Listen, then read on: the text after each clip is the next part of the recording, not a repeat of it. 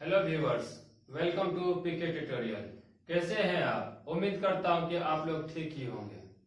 चलिए, जैसा कि जानते हैं, क्लास 10th का सिलेबस से रिलेट है ये, और ये क्लास 10th के स्टूडेंट के लिए, कैंडिडेट के लिए, खास करके 2022 के क्लास 10th के कैंडिडेट के लिए ये बहुत बहुत बहुत इम्पोर्टेंट थ्योरम है, जिसको हम थेल्स प्रमेय के भी नाम से जानते हैं, या उसी को हम आधारभूत समानुपातिक प्रमेय के भी नाम से जानते हैं। उसी के इंग्लिश होता है basic proportionality theorem.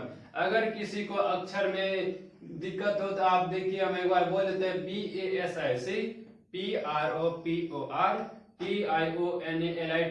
Proportionality theorem THEOREM। चलिए अब कथन की ओर देखते हैं, क्या कहा गया है कथन में। कथन में है, यदि किसी त्रिभुज की, चलिए जहां तक कहा गया है वहां तक आपने सबसे पहले एक डायग्राम बनाना है। ठीक है, आपने एक डायग्राम बनाना है। देखिए क्या ABC, मान लेते हैं ABC कोई त्रिभुज है। यदि किसी त्रिभुज की एक भुजा के समानांतर, देखिए एक भुजा के समानांतर अन्य दो भुजाओं को भिन्न भिन्न बिंदुओं पर प्रतिच्छेद करने के लिए एक रेखा खींची जाए। अन्य दो भुजाओं को भिन्न भिन्न बिंदुओं पर प्रतिच्छेद करने के लिए एक रेखा खींची जाए, तो अन्य दो भुजाएं एक ही अनुपात में विभाजित हो जाती है। अर्थात यहाँ पे जो जो नया नया पॉइंट जो आया है, उस पॉइंट का नाम हम क्या रख लेते हैं, D और E।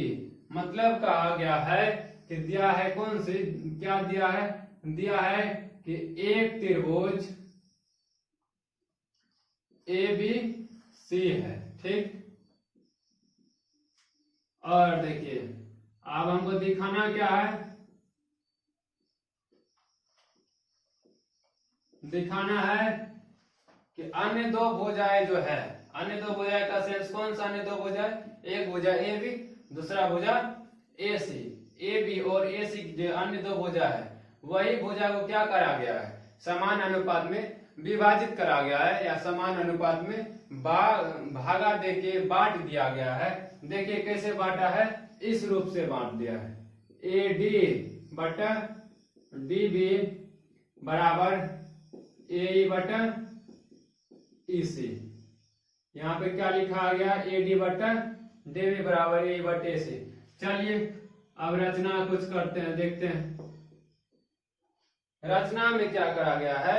ध्यान से देखिए, रचना में करा क्या गया है कि B को E से मिला दिया गया है। ठीक, उसी तरह से D को भी C से मिला दिए। आप देखिए यहाँ पे एक हम लंब डाल लेते हैं, DM लंब डाल दिए किस पे, AE पर। उसी तरह से हम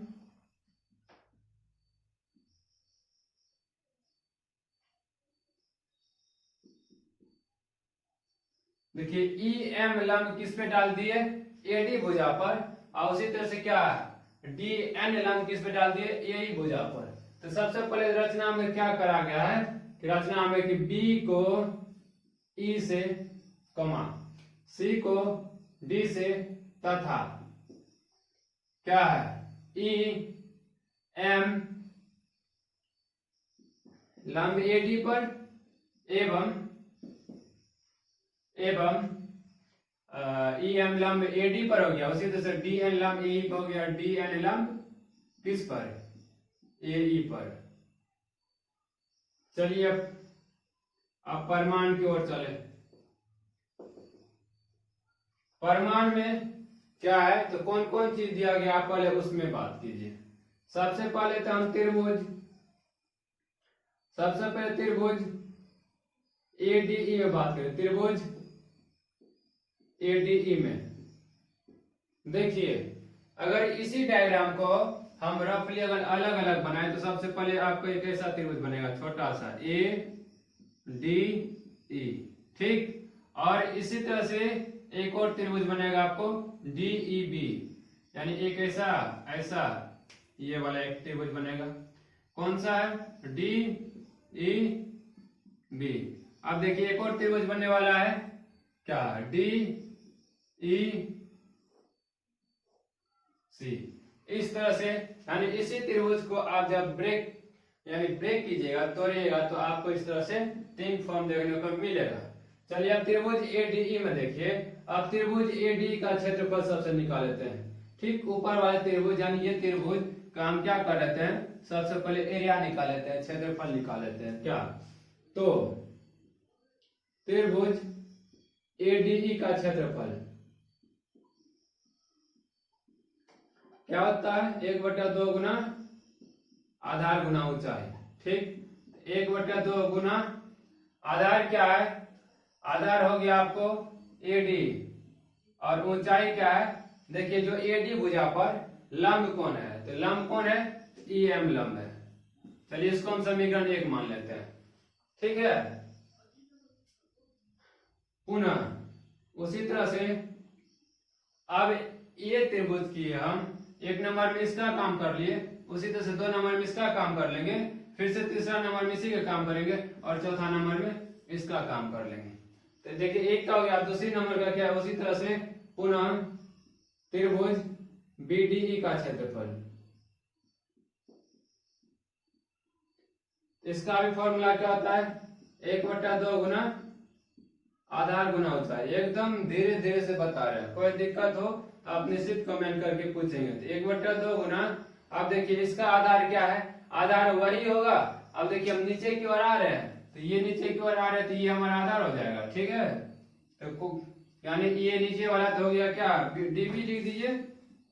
तो ऊंचाई क्या, ऊंचाई तो देखिए जो यहाँ से लंब गया है तो ईएम ही तो लंब है, यही ईएम लंब है, जिसको समीकरण हम 2 मान लिए। ठीक, अब समीकरण 1 एवं 2 से area of triangle AD by area of triangle BDE. ठीक, अब देखिए 1/2 गुना आधार गुना ऊंचाई, उसी तरह से 1/2 गुना आधार गुना ऊंचाई। ठीक, अब देखिए 1/2 गुना आधार गुना ऊंचाई, आधार क्या है, आधार यहाँ पे है क्या है, एडी गुना ईएम। उसी तरह से 1/2 गुना डीबी गुना ईएम। तो देखिए यहां से बच रहा है हमको, क्या बच रहा है, एडी बटा डीबी। इस समीकरण को हम 3 मान लेते हैं, कोई दिक्कत नहीं। ऐसा क्यों कर रहे हैं, देखिए जो जो कट रहा है उसको काट दीजिए, आप कट गया, एडी बटा डीबी बचा। अब देखिए अब उसी तरह से आप उधर चलना है, हमको उस साइड चलना है, तो उस साइड से पहले फिर आपको एडीई का क्षेत्रफल चाहिए। पुनः अब त्रिभुज एडीई का क्षेत्रफल क्या होता है, फॉर्मूला 1/2 गुना आधार गुना ऊंचाई। 1/2 गुना, अब देखिए आधार जिस पर लंब गिरा, लंब कौन गिरा, तो डी एन लंब किस पर गिरा, एई पे, तो एई हमारा हो जाएगा आधार। ठीक, और लंब कौन सा है, तो डी एन। इसको आप समीकरण 4 मानिए, 3 तक 4 माने। उसी तरह से पुनः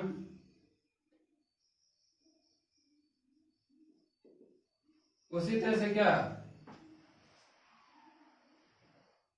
पुनः अब त्रिभुज ये चौथी त्रिभुज की ओर चले, तो क्या नाम है, डीई सी, ये है, या सी डीई कर देते हैं, सी डीई।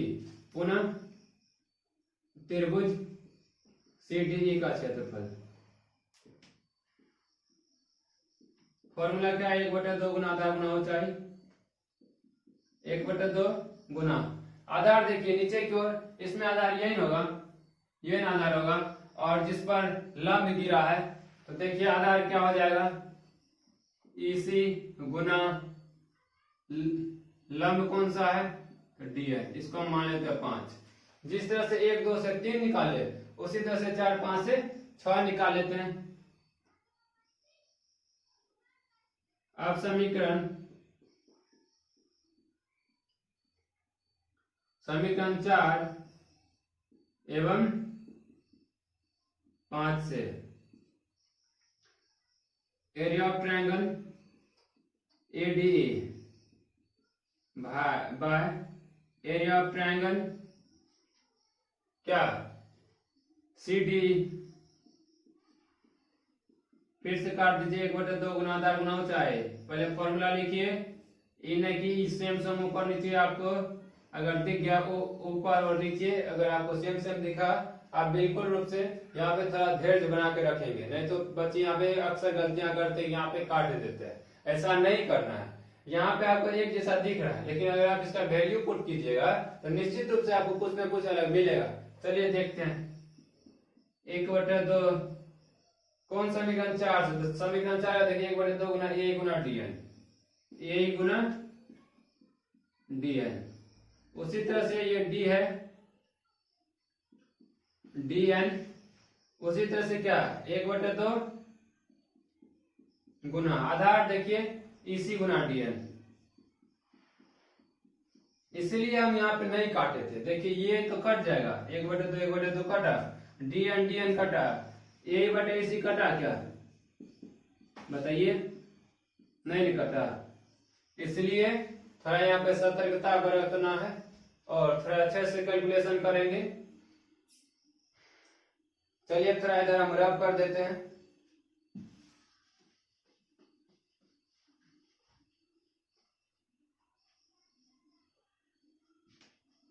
ठीक, अब यहाँ पे देखिए, यहाँ पे कुछ कॉन्सेप्ट और यहाँ पे आ रहा है। यहाँ तक कर लिए, यहाँ तक में किसी को दिक्कत नहीं होना चाहिए, नहीं होना चाहिए। चलिए अब यहाँ पे कुछ स्टेटमेंट है। अब ध्यान देने वाली बात क्या है? अब देखिए BDE और CDE का जो क्षेत्रफल है वह BC, मतलब ये जो हमारा BC है, BC और DE के मध्य में स्थित है। मध्य में मतलब क्या? बीच में स्थित है। और BC के जो समानांतर है DE वाला, वही ना। तो यहाँ पे एक चीज और छूट गया है क्या? तो DE समानांतर क्या है? BC। अब देखिए यहाँ पे क्या लिखना है? यहाँ पे त्रिभुज BDE तथा त्रिभुज CDE, त्रिभुज BDE तथा त्रिभुज CDE एक ही आधार DE तथा एक ही आधार DE तथा समानांतर रेखा BC के, किसके? BC के, BC और DE के, BC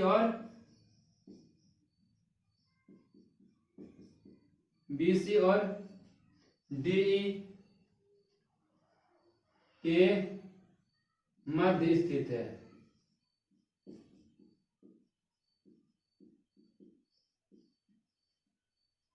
अब चलिए ऊपर लिखते हैं। अब समीकरण 3 एवं 6 से, किससे किससे? अब समीकरण 3 एवं 6 से। तो 3 को पहले देखें क्या है। तो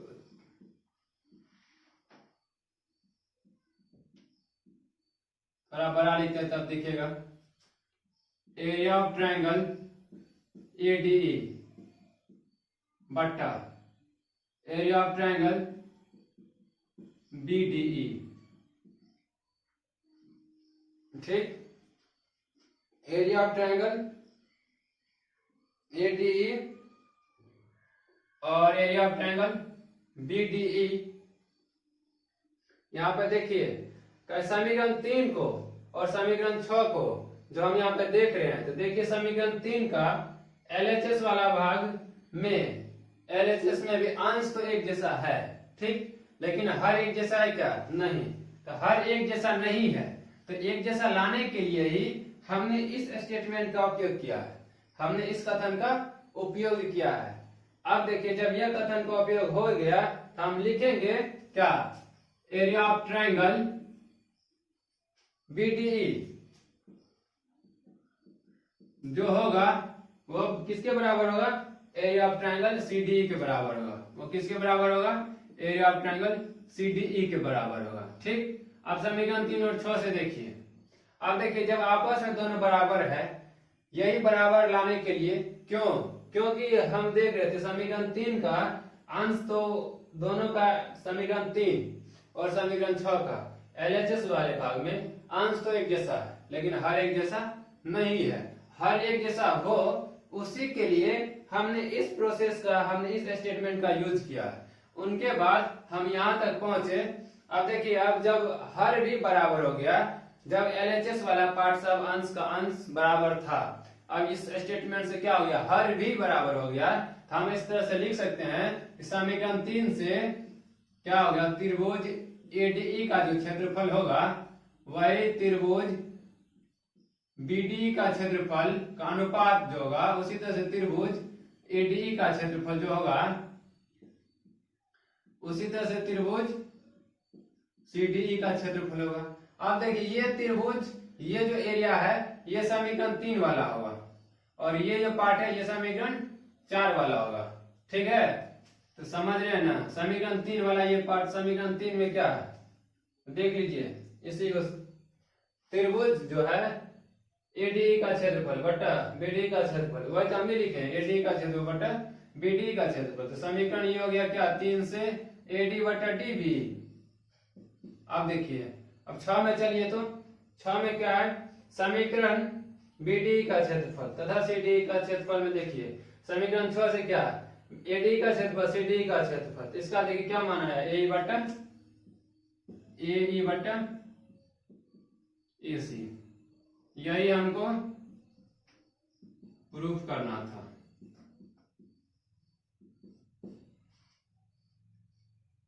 चलिए दोस्तों, आज का यह लेक्चर में आपका बहुत बहुत बहुत इंपॉर्टेंट थ्योरम जो है 6.1 थेल्स पर में, जो बहुत इंपॉर्टेंट है बीएसएबी कैंडिडेट की नजर से देखे तो, और 2022 ईस्वी की अगर नजर से देखे तो ये बहुत इंपॉर्टेंट है। ये आपका लेक्चर कंप्लीट हुआ और ये थ्योरम आपका कंप्लीट हुआ। अगर किसी भी तरह का आपको प्रॉब्लम होगा तो आप निश्चित रूप से कमेंट करेंगे। इसके लिए तब तक के लिए जय हिंद।